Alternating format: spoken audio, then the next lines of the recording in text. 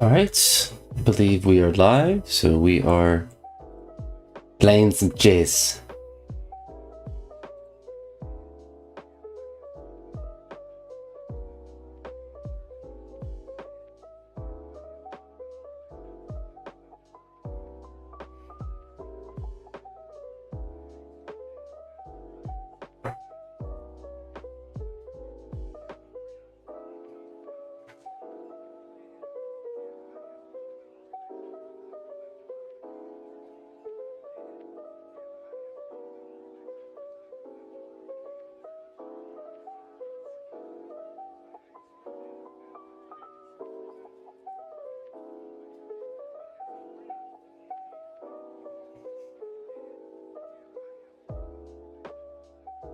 What's up, Reed?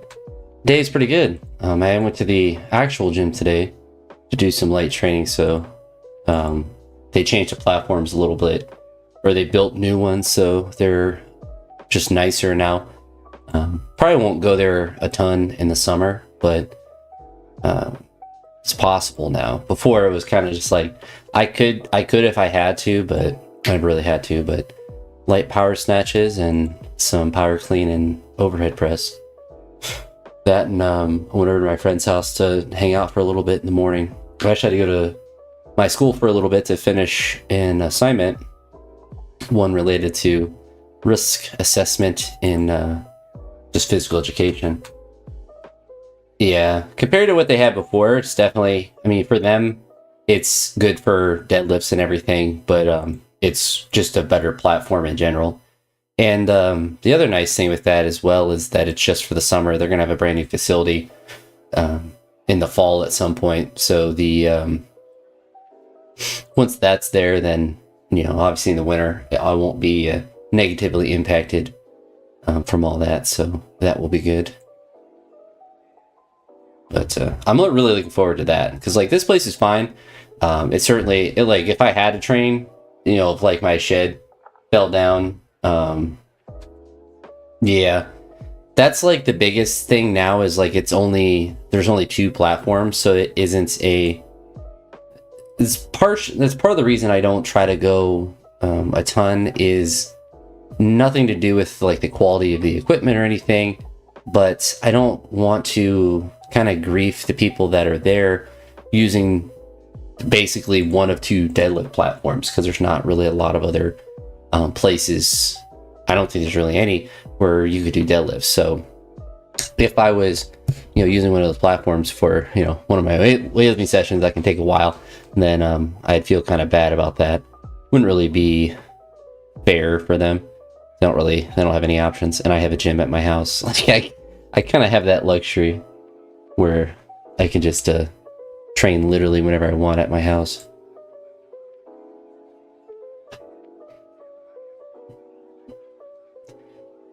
But it was nice. So we went earlier.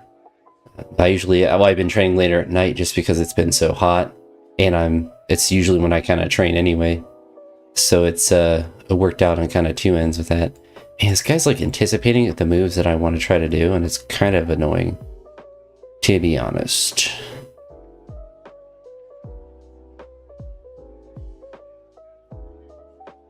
It's like I want to go up to there to threaten this pawn, but then he moves to here, so if I go up to there, he can just do that. So he might just be trying to force a draw, I guess. I've also changed it so I can't see their ratings until after the game. Which, I don't know if that's good or bad, but it's what I've done.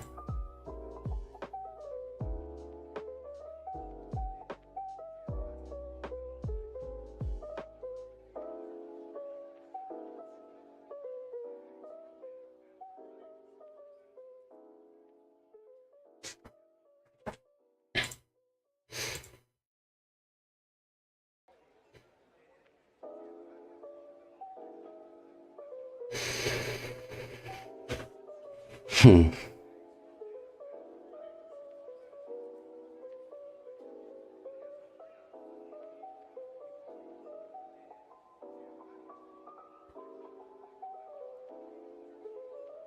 I hope your Saturday was good as well, Reed.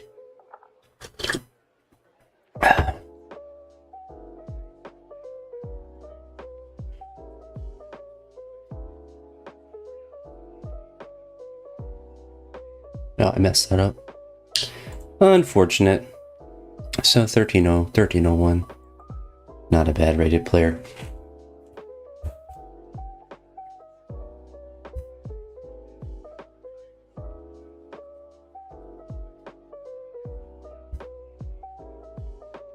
Air show and fireworks. That sounds pretty nice. My neighborhood's been shooting off fireworks for like 3 weeks. And they'll probably do it for the next 3 weeks after July 4th, the summer fireworks. Well. But this game's nice. I keep trying to get my friends to go play pickleball, but they have real jobs. But it would be nice to do at some point. I think the friends that we want to go with will eventually want to get back into it, but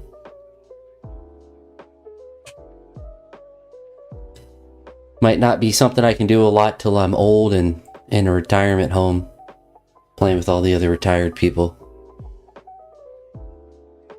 You know, maybe that's a reason to get married, so I can have a pickleball partner and I can go and play people at the park. One benefit right there. This marriage is only going to work if you can hold a paddle and play average. If you can't, it's just not going to work out.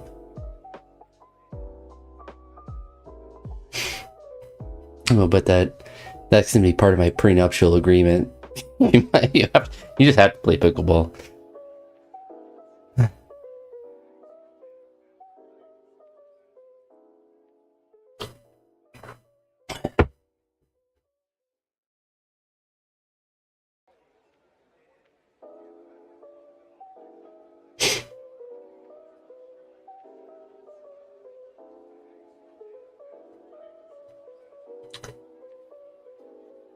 What's your...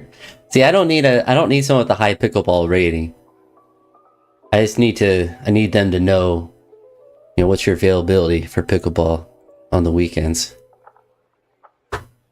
Because I don't mind trying to carry a game or whatever. Like I'm not I like to win, of course, but I don't need a professional pickleball. Like I'm not hyper competitive in that sense, to where I'm like I gotta win every game that I play. I like to win, you try to win, but ever since I stopped playing team sports, like I am very much not competitive in a team sport context. As much as I was, you know, as a kid when you're kind of in the midst of playing all those team sports. But I suppose in a sense I probably always was kind of like focused on, you know, myself like winning, even if in a team context, which is probably why, you know, I really like lifting. It's just all about your own success in a way. You're not contingent on the coach putting you in or playing in the right spot or your teammates performing well. That's what always cracks me up with people talk about weightlifting. It's like you gotta have a team, you gotta be around other lifters. And like I lift in that shed and I'm insane and I can hit good numbers. And it probably is beneficial to some people, but to say that's like it a super important part of training, I think there's many, many more important things than having a bunch of training partners. I don't even know if, honestly, because I've thought about that, it's like, oh, it'd be nice if there's other weightlifters. Like, I don't even know if I would like that, because then it's like I have to share. I don't want to share. That's one of the best parts about having your own place and own training thing is like, I just don't have to share. I don't have to wait my turn. I don't have to be courteous of other people and, you know, wait for them to complete their lift or be excited for a lift that's what I think I'm just narcissist. I think that's what I'm concluding, is that I don't really care about other people's lifting, especially while I'm lifting. If I'm done lifting or if I'm not lifting, then 100% I care and I'm interested in. But if I am at any point in my training session, I really just am focused on my own training, for better or for worse.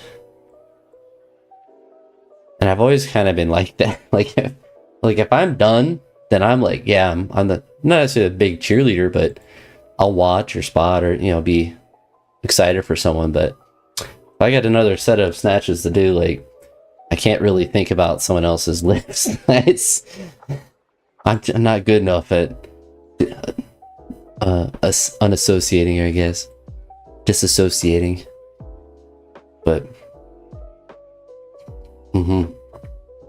well, it's weird because like the training partners I think can be massively helpful, but I just don't think it's like if I'm trying to list even like the top 10 important things that you need to effectively train, I don't know if I put a training partner on there, because obviously you need to have some sort of, we're speaking in the context of Olympic weightlifting, that you need some sort of athletic ability in the sense that you can learn a movement and you can understand just basic biomechanics related to your cell, not even in some sort of advanced fashion, but just how to move your body and how to change how you move your body. And then the equipment is an important part. You want to have adequate equipment for sure, and you want it to be able to be, you don't want to have to use metal plates. Like that's definitely the top 10. Barbell is kind of in that. If you had to pick between having crappy plates or a crappy barbell, you definitely would rather, you definitely would hopefully choose to have a crappy plates, because a barbell is much more important. Chalk is certainly up there. That's like, I think, more important than a training partner. If I don't have chalk, then it's not going to be a good day.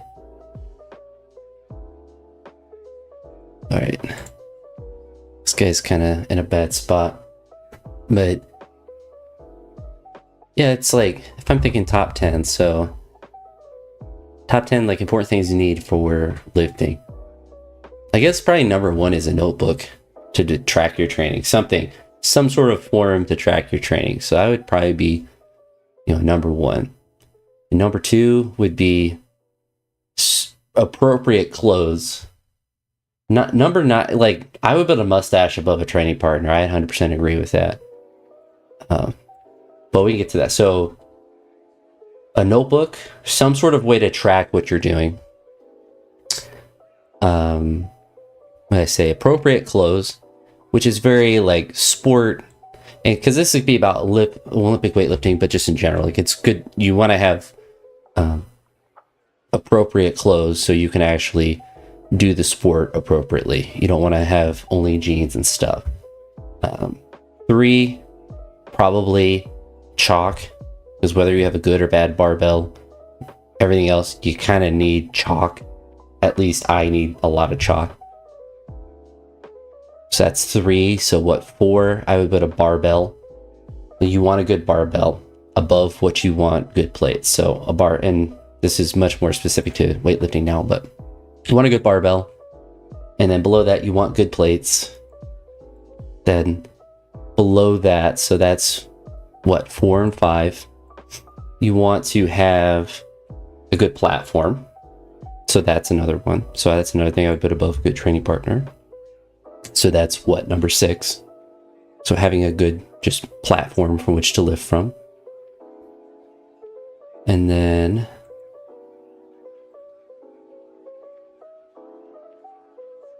good accessory equipment. So like wraps and sleeves and straps. That definitely would be, like if I didn't have straps, like that would be a huge detriment to my training. So that's number 7. Then,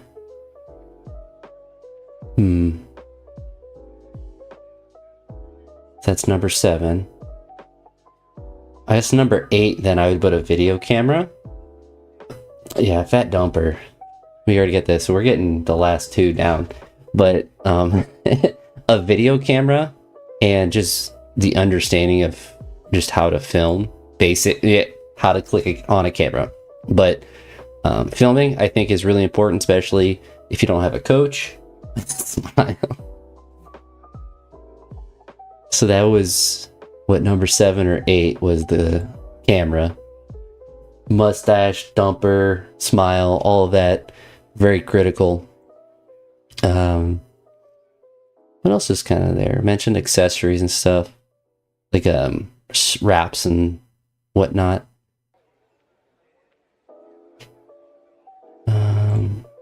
Give it a check real quick.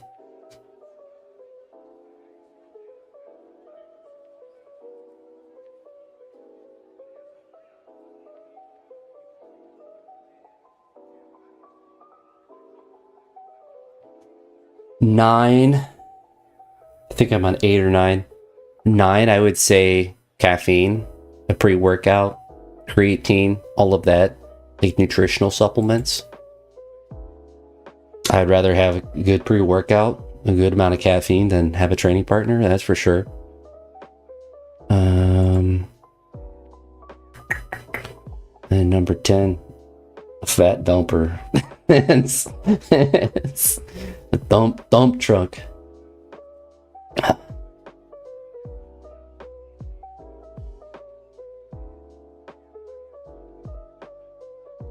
definitely think. So, I mean, that's a top 10. That's not even related to a training partner. But I think also it comes from the fact that people who are like Olympic weightlifting coaches want to have like a team of lifters, because then they have more people on their team. And so they have more financial security with that. And so a lot of like people who propose like you need a team of people and you need to be have training partners. Like, I'm sure for them, it probably does matter. But I think that's more so for the fact that people are probably more social than I am. I think if I was a lot more extroverted, then like maybe a training partner would be more advantageous. But I think kind of like you, I think a lot of times it can distract me more than help me.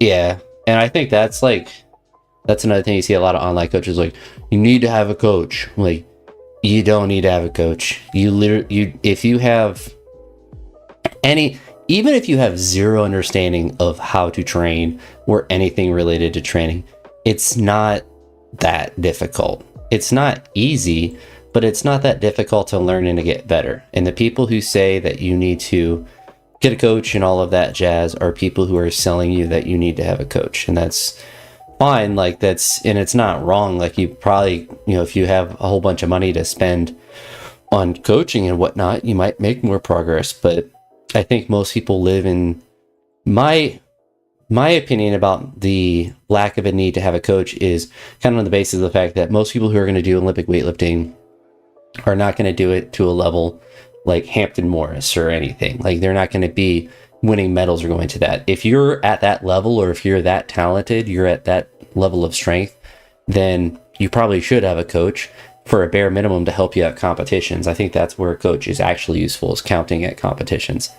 But as far as like day-to-day training, I don't think it's really that complicated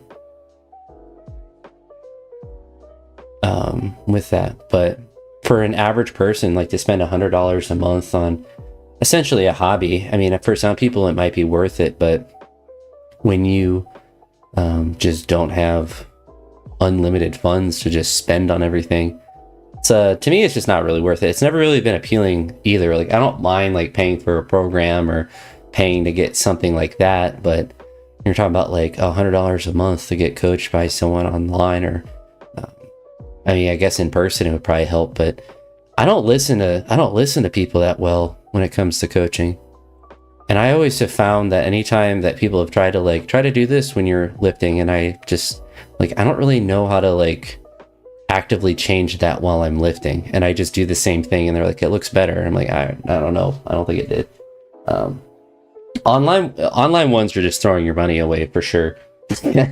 Unless I suppose the only context where I think an online coach would be useful is if you already have a previous relationship with that coach, Maybe you had been with him for years and yada, yada, yada, but then you moved away. So that coach is already has like an understanding of your personality and everything like that. I think in that context, then I think it's very useful. But if you're just someone, what's up, Rob?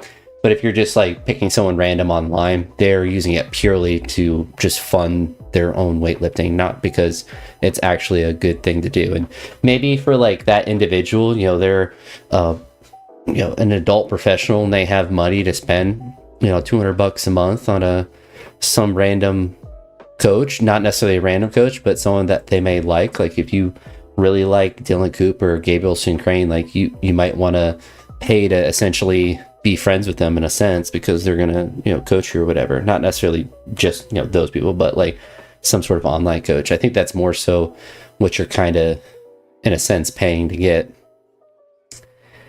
It's kind of like paying for CrossFit. You're not really paying for good training. You're paying for friends to go and do terrible workouts with you. But I don't know. I think you just got to do it for the love of the game. But if you have a desire to get stronger and like improve it in activity, it's not, the level that you achieve is not really that important. It's just that you are actively trying to do positive things that are going to hopefully lead you to get stronger, better at lifting or whatever, thing that you're trying to do. I think the idea that you need a coach when you start weightlifting, it's almost kind of gatekeeping weightlifting in a sense. My philosophy is just do weightlifting and just admit, like that's literally was what I did that worked, is I just kept doing it for fun and dabbling in it. And eventually it just was something that was like, this is really fun. And, part of that was because I had a friend that was really into it as well, but I was enjoying it a lot prior to that. And maybe I just talked myself into having a training partner, but I don't know. I think if you are able to develop enough interest to it on your own, then you don't necessarily need, like I probably would have kept doing it for sure. I had been doing it for probably over a year at that point. I'm just getting cooked in these games though. I think about like dabbling in it, and as I just did it more, I got better at it and I enjoyed it. Like I cleaned 125 before I when I was still powerlifting, before I knew anything of like how to really do a snatch or anything with chucks on. So I had a level of proficiency before I went to it full time. But even when I had powerlifting, it's like, why would I want to coach? But I suppose like if you're really brand new and you want to learn correctly, it's not the worst thing to have a coach in the initial phases. But once you kind of understand like what you're doing, even at a very basic level, I don't think there's not much a coach is really going to do different than you would do on your own. Because I don't think training's that difficult to plan or to necessarily do. It's just about really working hard and trying to be consistent with it. Thankfully, I think this guy seems worse. He seems not the best.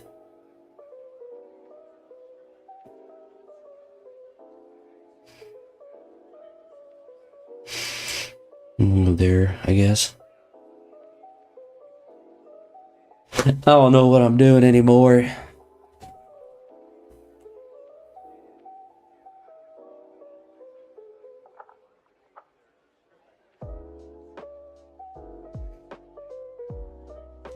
I don't know. Maybe I'm talking too much smack about training partners. And maybe I have benefited from training with my friend for years. But I don't know if a team of people would be necessary. I suppose like from a competitive standpoint, I would say that is actually a good caveat, is that if you can have a training partner that is similar to your level of strength, I think that can be beneficial, because then you have that kind of natural built-in competition with that person. For me, if I was watching someone snatch 190 kilos, like it might be cool, but I'm not going to be like, yeah, I don't say not unmotivated by it, but it's going to be harder to be like, all right, I'm going to, I'm competing against that guy today. Like, clearly I'm never competing against that guy today. Where's he got to go? He's got to go up there. Ooh, ooh, ooh.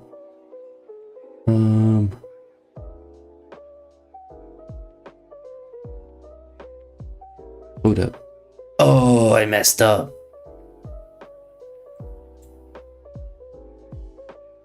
Darn tootin'. Guess I get a pawn at least. But yeah.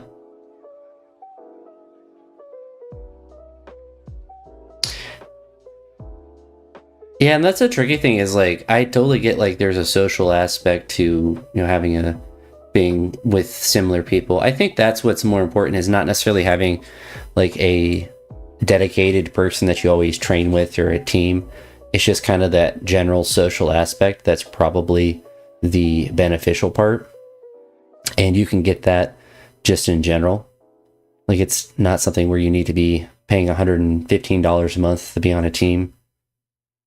Maybe I think that's the part. Honestly, I think I probably have more of a negative connotation for is kind of the idea of like being on a weightlifting team. I think that is, I don't think weightlifting is a team sport. I don't think it should be treated as such. Because if it was, I probably wouldn't like it. And I think a lot of people who are doing weightlifting as an adult grew up playing team sports and they like I'm on a team, blah, blah, blah. Even if I'm not lifting well, I'm still supporting my team, and that's fine and dandy for them. But I just don't, I don't miss that part of team sports. Like when I think about the years I played basketball, it wasn't like, oh, I miss being on a team.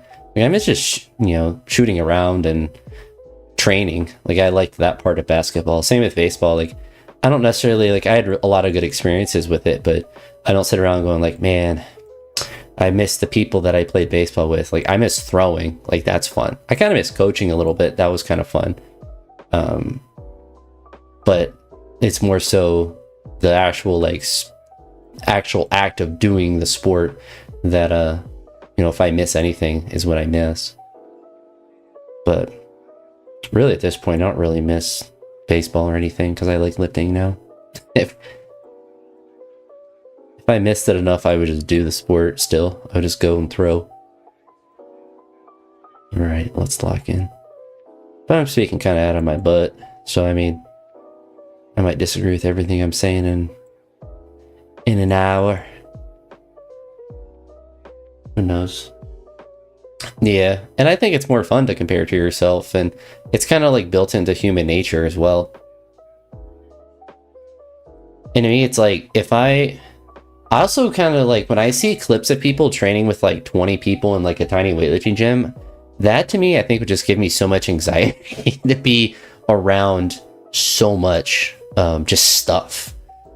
So I don't think I would like that. I think that would just be really just stressful to exist. And I see like a bar behind someone doing a lift or in front. I'm like, that is just got to be so stressful. The entire, not even like, no matter what you're doing. Hopping on Madden, you should play as the Browns if you want to lose. That's the big key. That was always my strategy when I played Madden. Always pick the Browns. And usually I actually played pretty well with them, but it's because you had to try extra hard. Because they're dog water. But have fun.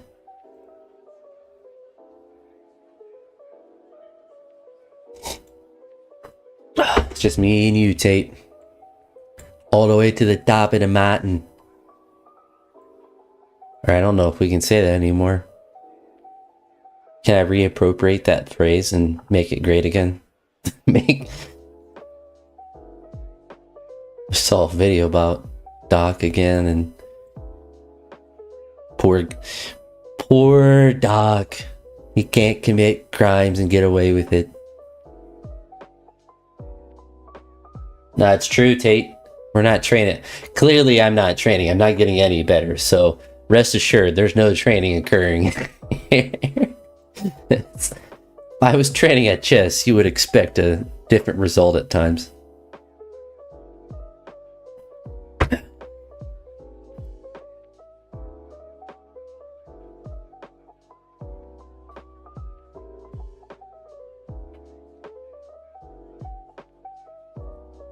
That'd be true. That'd be true, Tate, though. I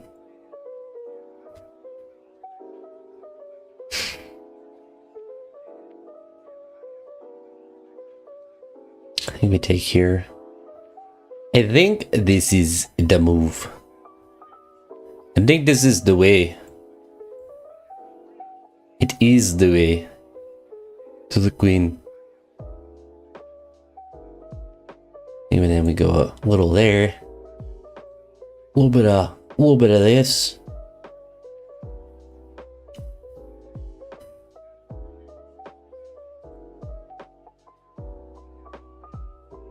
Hit him with a little bit of that. Hit him with a little bit of that. And then we go hoo-ha with a pawn straight in their face. We go pawn directly up because then we can go here. I think this is still good.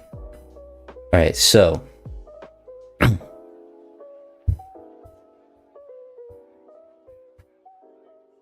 oh, he messed up. He just messed up. It's just straight. He just.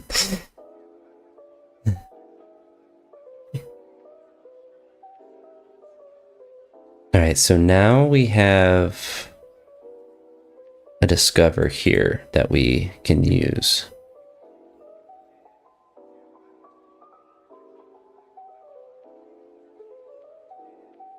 Potentially. This queen's kind of chilling though. This queen is hard chilling up there. I'm looking to get involved.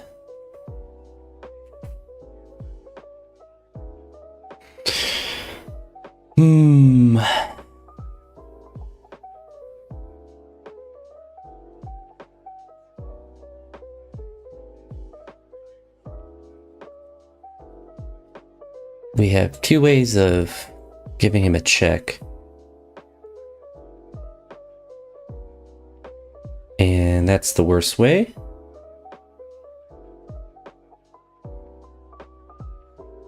Oh, got him. It's all ogre for that guy. Yep. Yep.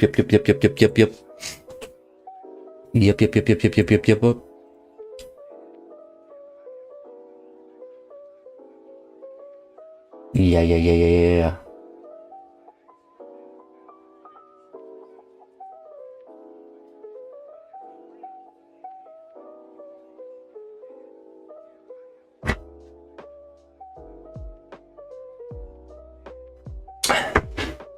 The key is decaffeinated green tea.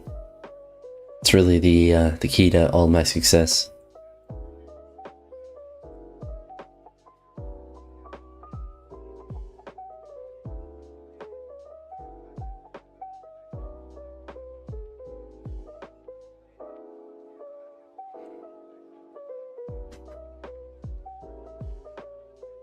Yeah, someone knows Helen 55.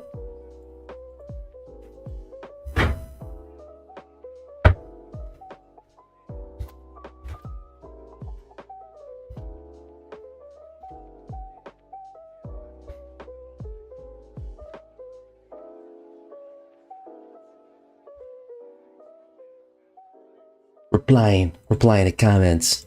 Losing games of chess, these are things that I do with little effort.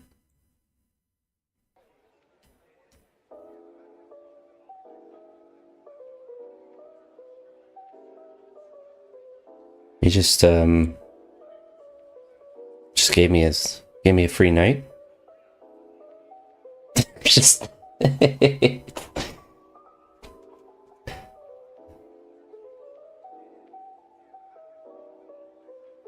felt, I guess that was actually free because I was waiting for some sort of move to happen.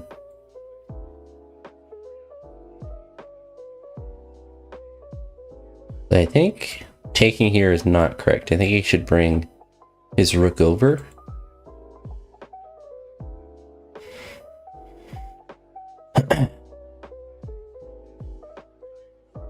I'm just gonna go to there. And then we attack the queen. We say, hello, queen. We say, hello, queen. Big fans of the queen.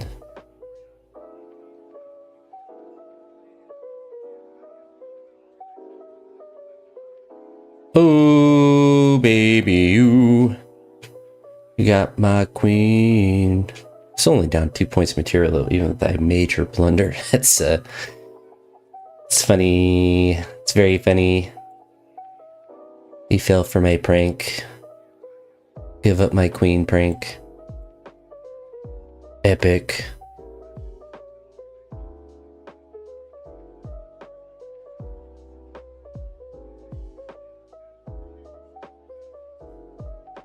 Only down a pawn now. Alright, we're back down 2 pawns.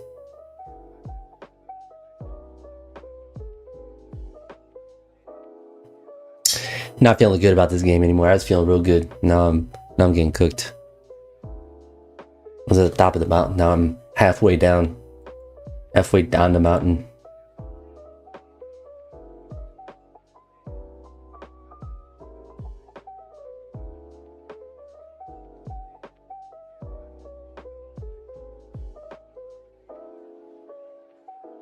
Oh, I'm like cooked. I'm like cooked. Play ogre. I'm like cooked.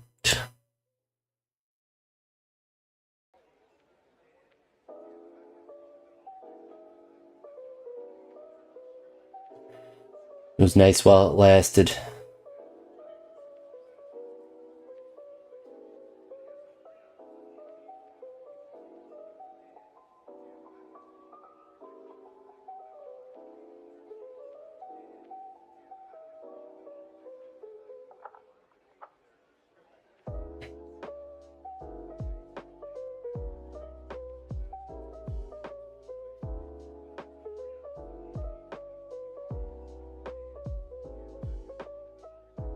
No, that's actually it. Truly is over. Well, I played well till I blundered my queen. I think if I don't blunder my queen, I might play better. We're gonna work off that theory this game. Let's see if that's true.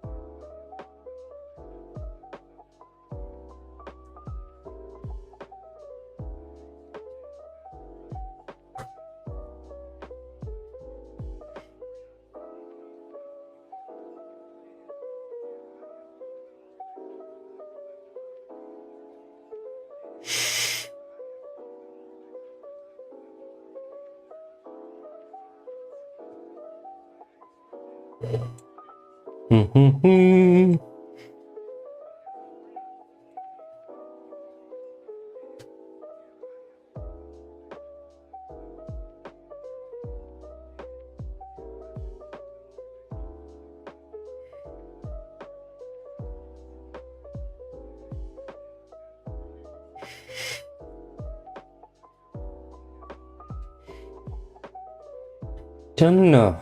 Do not know.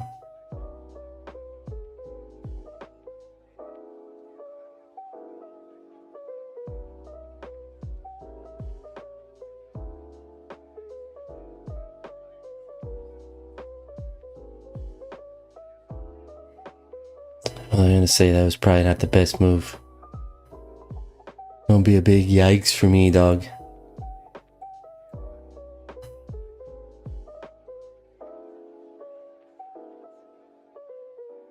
That was nice of him, though. I think honestly he just felt bad.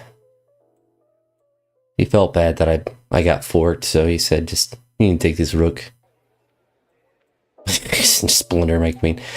So, didn't get to test out my theory this game that I can, the games go better if I don't blunder my queen.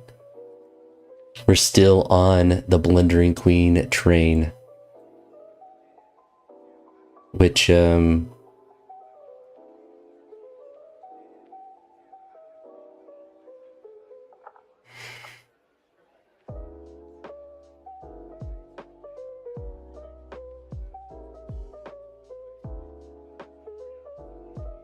don't know, we just gotta be trying some stuff now.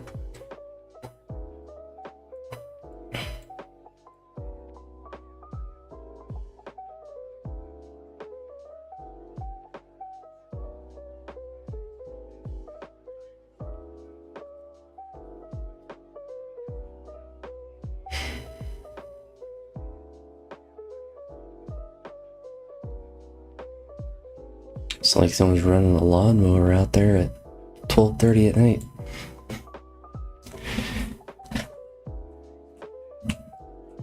Yeah. I'm playing so good, it's insane.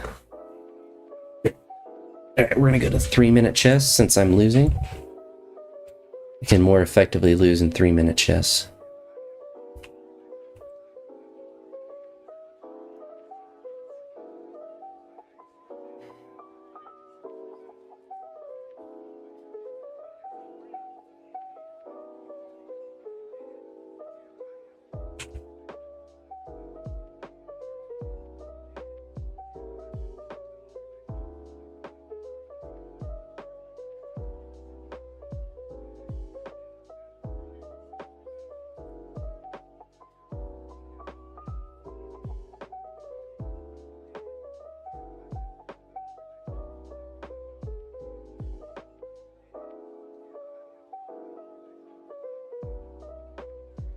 My plan is to attack here.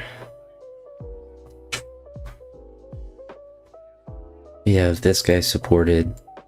Attacks here, we can activate.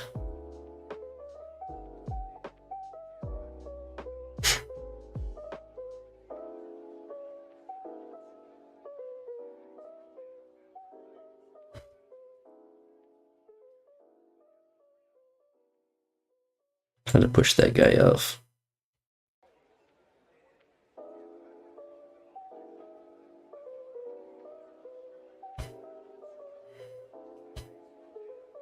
I think that actually worked out.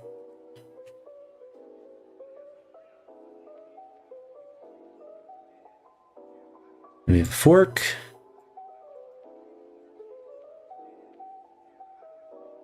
We can give a check. He's still forked.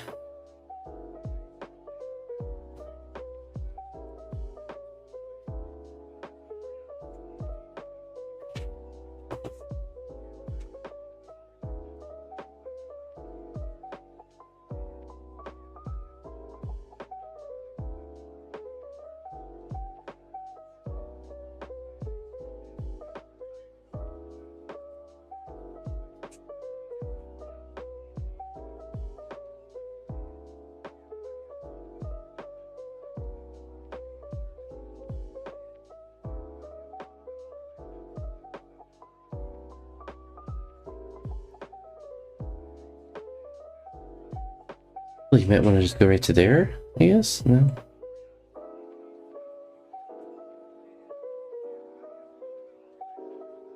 I would like the castle, if it pleases the court. Does not please the court.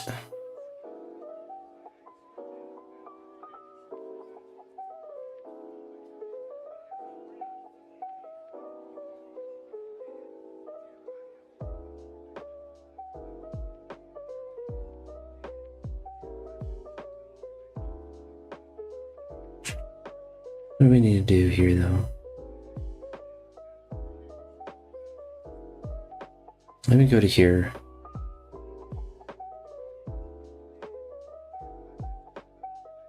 They can give me a good check. He can give me a nice check up there. But what I would like to do is to do that.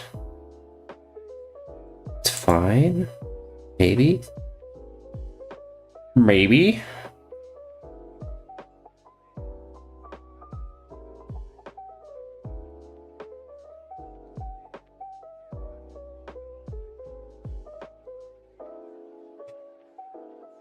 I think we're still okay. Annie, I'm okay. I'm okay. I'm okay, Annie.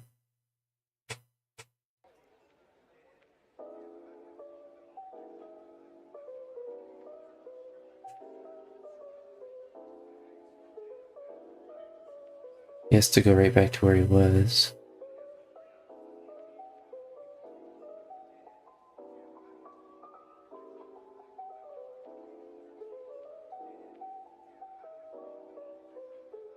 I'm kind of scared.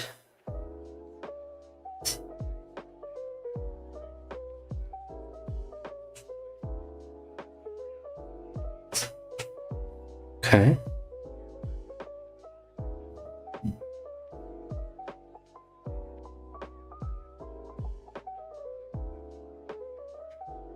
Now, this piece is not protected. I guess now it kind of is.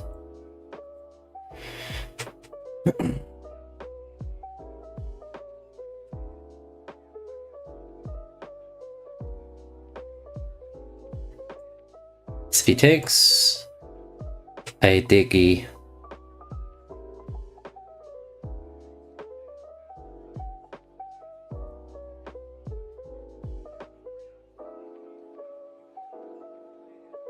I think we're chilling though. I think he gave up. Ooh, he played.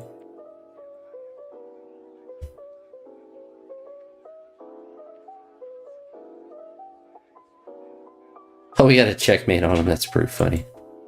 I'll take that. Maybe 3 minutes the way. 3 minutes is the way.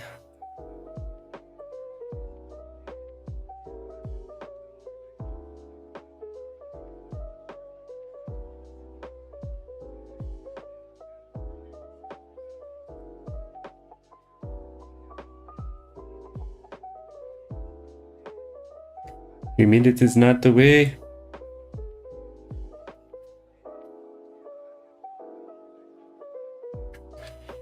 It's fallen into my trap where I blunder just random pieces. We'll never see it coming. Lull him to a false sense of security. Till I eventually blunder my queen as well. He's the big key.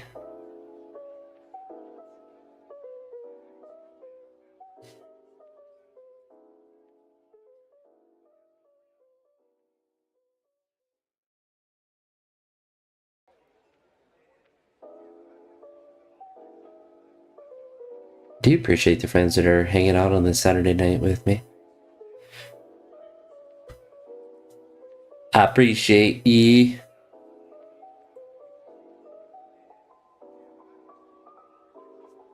Was 6 nuts 2? I'm being abandoned. Abandoned. Abandoned.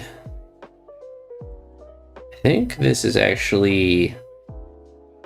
Oh, I guess the queen's there. That's the queen is there.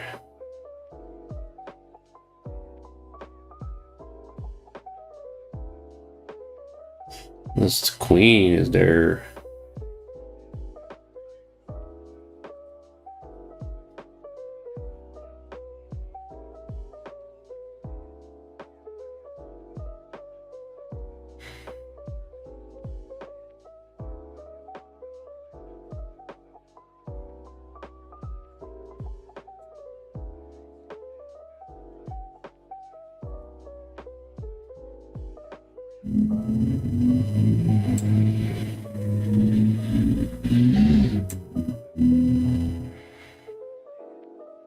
Oh, I could have just taken his queen.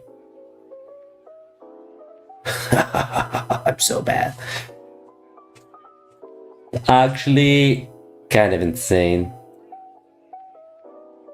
I actually outplayed him and just didn't even use my brain. Oh, it's unfortunate. You hate to see it.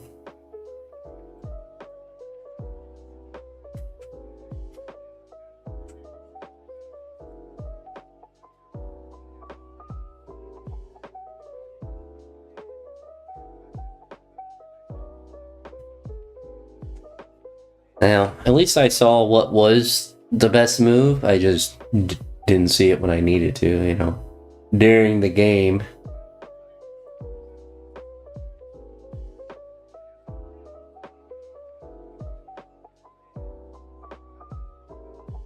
Just making dumb moves now. Making dumb moves now.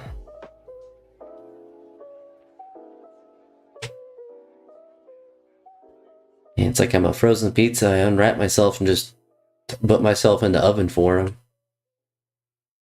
I'm a cook.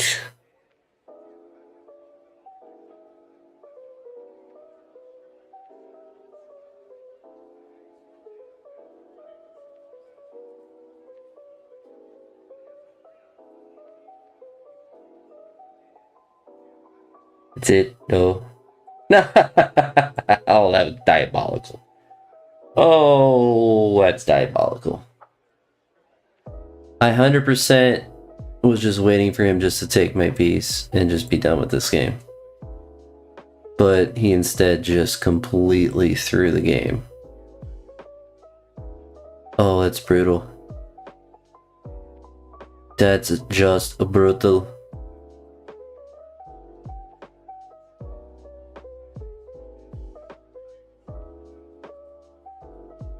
Ooh! I should not have won that game.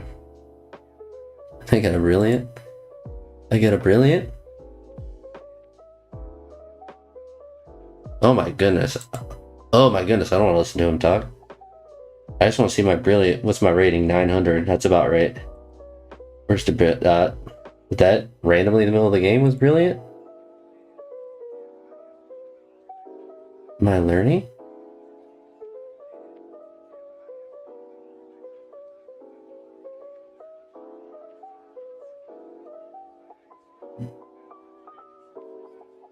It was crazy is that he did not do any of that. Really utilizing the brilliant moves.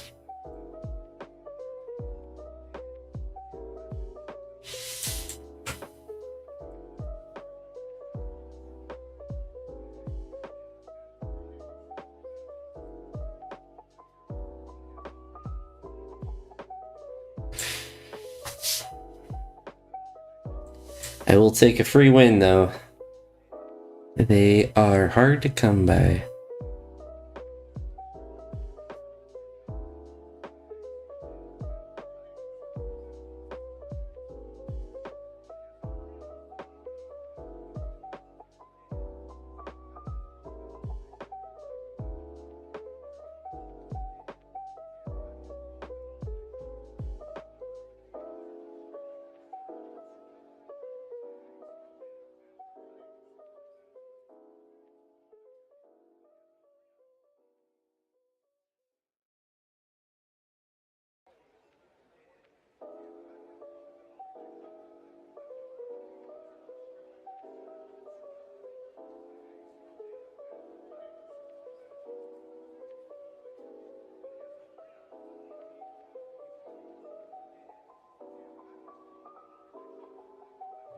They're screaming out there.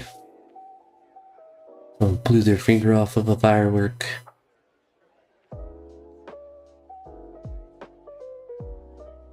Hopefully not. Don't want to be hearing all that.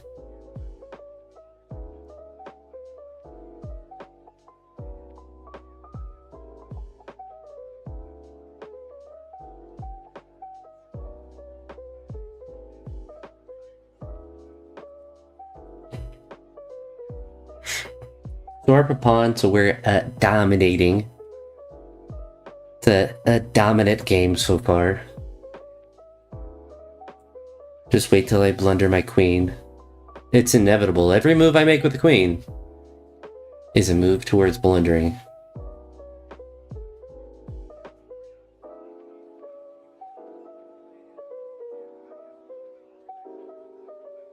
And that's the fun of watching me play. It's not a matter of if I'll blunder, it's a matter of when.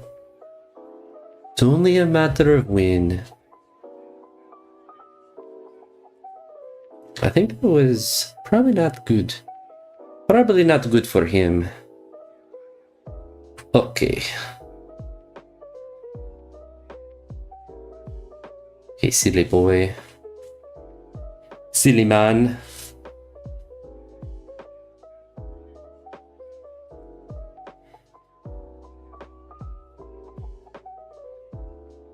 I don't know. I don't know anymore. I don't know.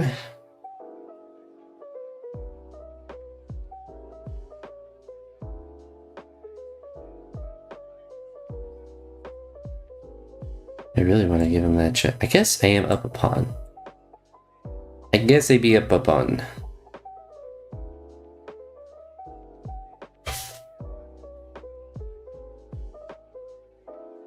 Imagine he doesn't take the queen.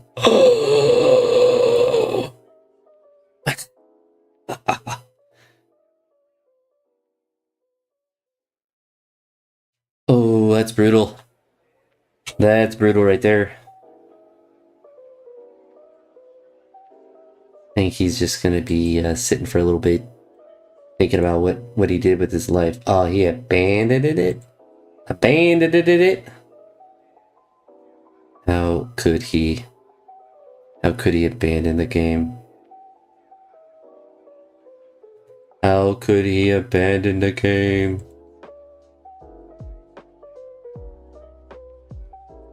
I can't believe he would do that. Oh, hi, Mr. Scooter. Oh my goodness, my house is always running away. Eats all that I saw him. Oh, I didn't get him. Oh, he escaped. Well, I'm gonna die. Nice while. My life was nice while it lasted. It's nice while it lasted.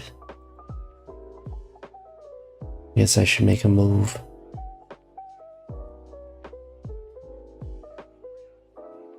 Oh, it's nice while it lasted.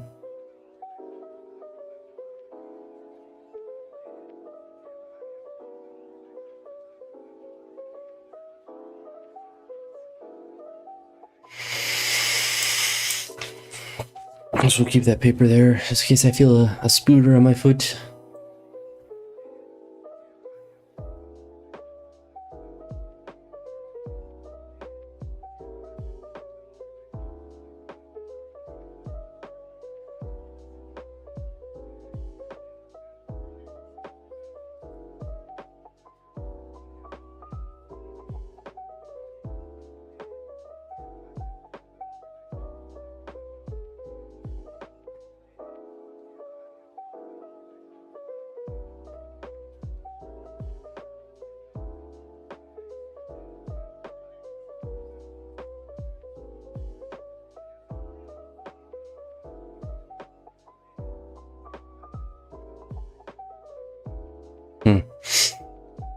I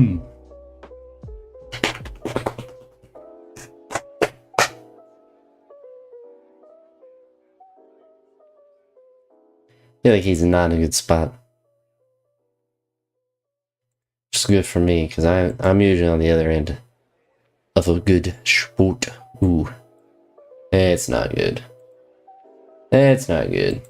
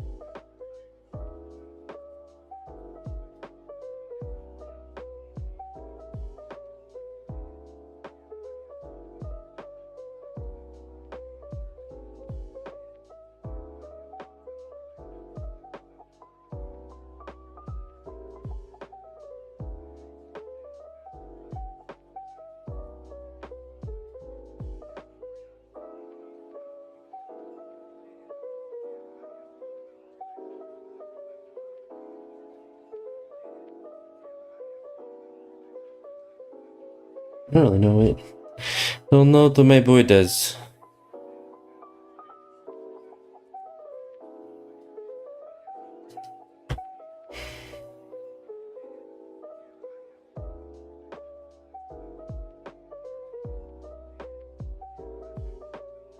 Doesn't know what he does.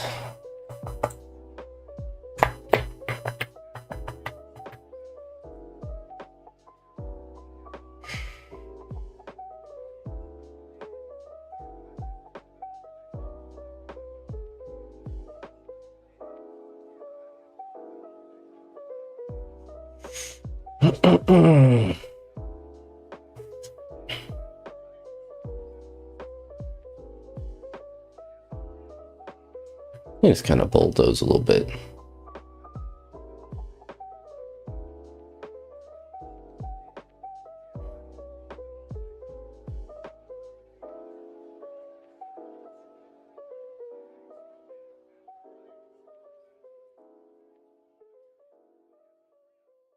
Maybe threaten here and here.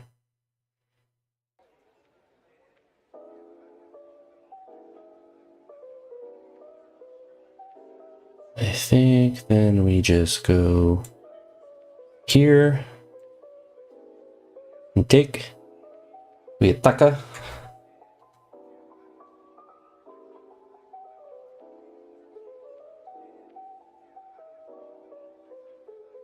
Alright.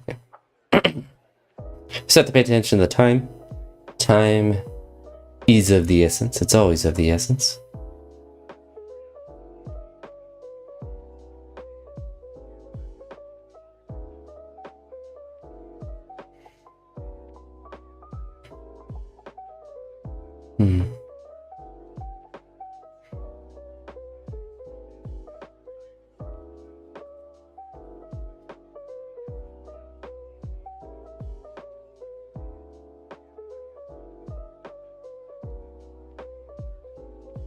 Oh no, I freaking missed that.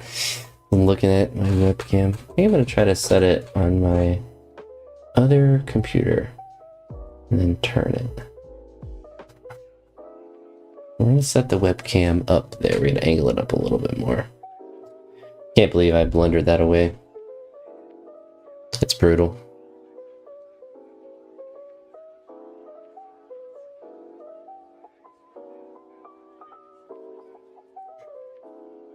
What a brutal throw that was.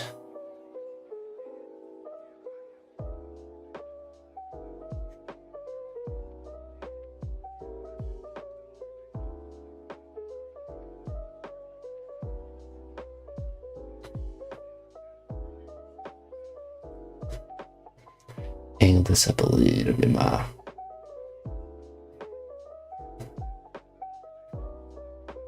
Go.